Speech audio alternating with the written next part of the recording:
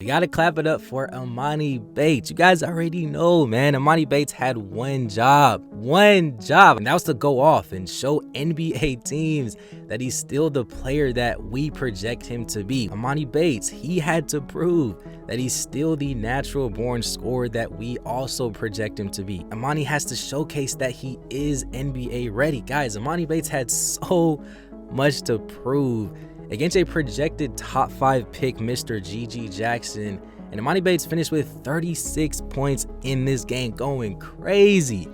But I'm not gonna lie, I get it. From the box score, it looks like Emoni Bates was going crazy. And I know from the outside looking in, it might look like he was really going crazy.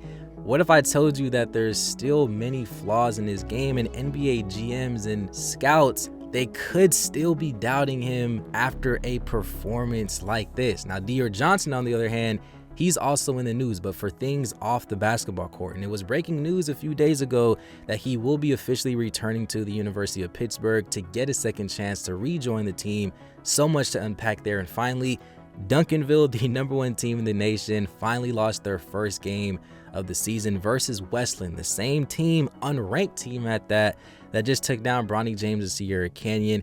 Guys, so much to unpack. Go to the kitchen right now after this video. Go make you some oats, put some bananas in there, some strawberries, a little bit of honey. Go grab you a snack. Buckle up and let's go and get straight into this video.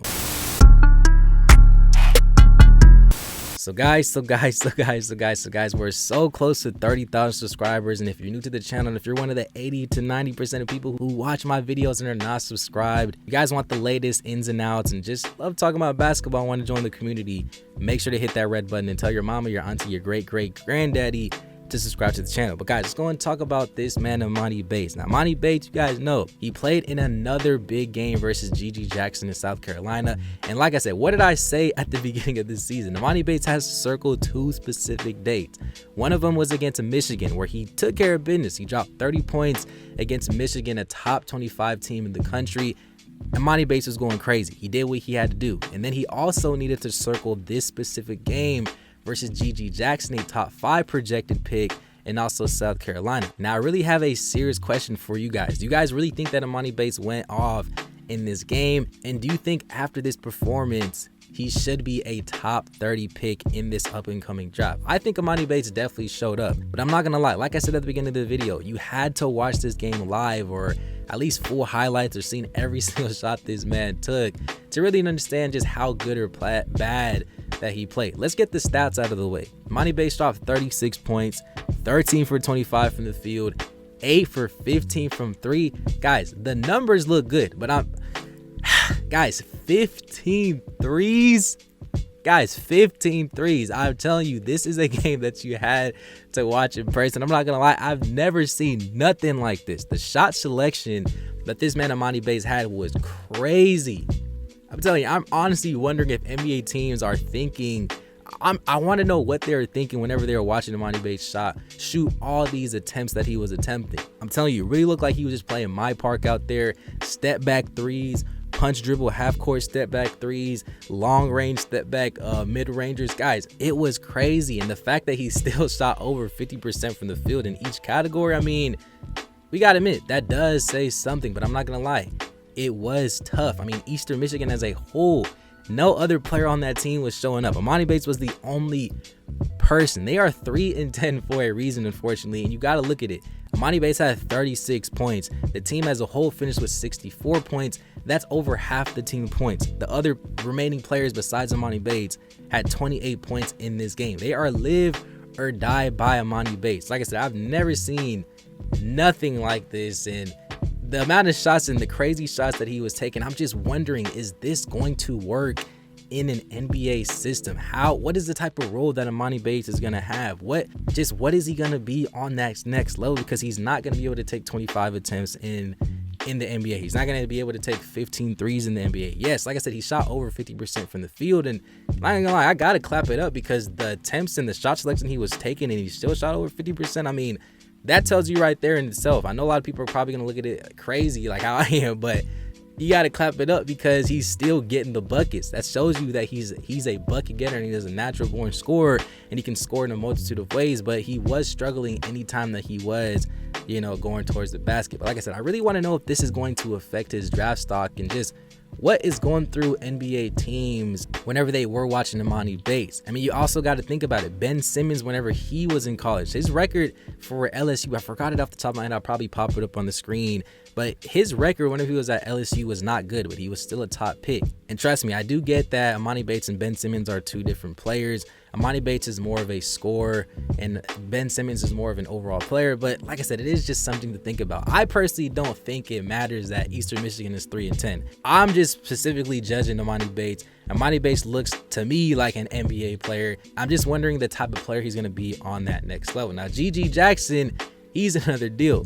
He looked like a pretty good prospect and definitely looked like the player that is advertised. I will say he does play a lot smoother. He's more versatile. His shot selection is a lot better.